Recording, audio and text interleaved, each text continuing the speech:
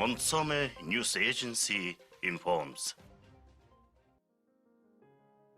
The government of Mongolia has decided to launch a campaign to provide assistance to China to help contain the outbreak of the novel coronavirus and appointed Minister of Environment and Tourism, Tsirimpat, as the head of a working team responsible for the campaign.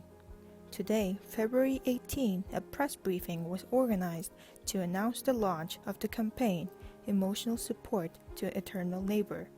In the scope of the campaign, a donation account was established at the State Bank under the name Humanitarian Campaign with the account number 341-303-432-597 by the Ministries of Environment and Tourism, Foreign Affairs, and Finance.